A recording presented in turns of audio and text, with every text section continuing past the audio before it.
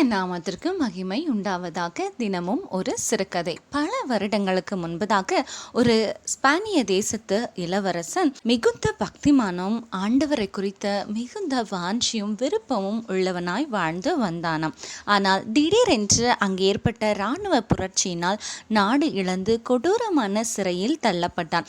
அவனோடு கூட இருந்தது ஒரு வேத புத்தகம் மட்டுமே. பழைய நாற்றம் பிடித்த பயங்கரமான சிறைச்சாலையில் மண்டை ஓடுகளின் கிடங்கு என்று அழைக்கப்படுவதுண்டு. 33 ஆண்டுகள் பசியும் பட்டினியும் கூடவே சித்திரவதையும் சேர்ந்து அவனை வேதனைப்படுத்தினாலும் மகிழ்ச்சியாய் தியானத்தோடு கிறிஸ்துவின் அன்பை விட்டு பிரியாமல் வாழ்ந்து அங்கேயே மரித்தார். அந்த சிறையின் சுவரில் இளவரசர் வேதத்தில் உள்ள அநேக ரகசியங்களையும் எத்தனை வசனங்கள், வார்த்தைகள், எழுத்துகள் இருக்கின்றன என்பதையும் ஒரு ஆணியை கொண்டு செதுக்கி வைத்தான்.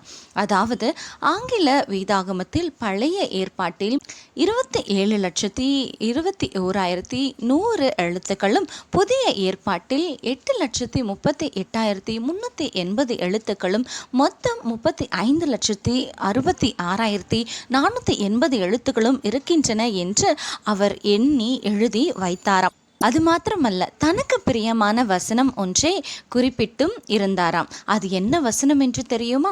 சங்கீதம் 37 அதிகாரம் 4 வசனம். கர்த்தரிடத்தில் மனமகிழ்ச்சியாயிரு, அவர் உன் இருதயத்தின் வேண்டுதலை உனக்கு அருள் செய்வார் என்கின்ற வசனமே. ஆமாங்க, அப்பேற்பட்ட பாடுகளிலும் சோர்வுகளிலும் அவர் கர்த்தருக்குள் மகிழ்ச்சியாயிருப்பது எவ்வளவு இன்பமாக இருக்கிறது என்பதை ருசித்து பார்த்ததை நாம் அறிந்து கொள்ள முடிகிறது. இந்த நாளில் நம்முடைய வாழ்க்கையில் இப்பேற்பட்ட சோதனைகளோ, சோர்வுகளோ, போராட்டங்களோ, குறைவுகளோ வரும்பொழுது நாம் எப்படி இருக்கிறோம் என்பதை இந்நாளில் நாம் ஆராய்ந்து பார்க்க வேண்டியது மிக மிக அவசியம்.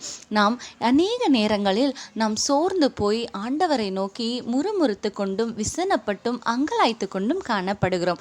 ஆனால் வேதம் நமக்கு என்ன கற்பிக்கிறது தெரியுமா? பிலிப்பியர் 4 அதிகாரம் 11 வசனத்தில், நான் எந்த நிலையில் இருந்தாலும் மனரம்யமாயிருக்க கற்றுக்கொண்டேன் என்று பரிசுத்த பவுல் எழுதுகிறார்.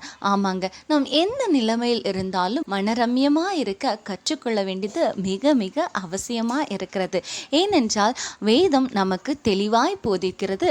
உலகத்திலே உபத்திரவங்கள் உண்டு, ஆனாலும் திடன் கொள்ளுங்கள், நான் உலகத்தை ஜெயித்தேன் என்று வேத வசனம் கற்றுக் கொடுக்கிறது. அதனால இப்பேற்பட்ட பாடுகள் நூடாய் நாம் பரலோகத்திற்கு போக வேண்டும் என்பதுதான் ஆண்டவர் நமக்கு முன் குறித்த ஒரு பாதியா இருக்கிறது. அதில் ஆண்டவர் நம்மோடு இருக்கிறார் என்பதை நாம் நினைவு கூர்ந்து கர்த்தருக்குள் எப்பொழுதும் மகிழ்ச்சியா இருக்கும் பொழுது ஆண்டவர் நிச்சயமாய் நம் இருதயத்தின் வேண்டுதலை நமக்கு நிறைவேற்றுவார். கர்த்தர் இந்த சிறுகதையை ஆசீர்வதிப்பாராக. ஆமேன்.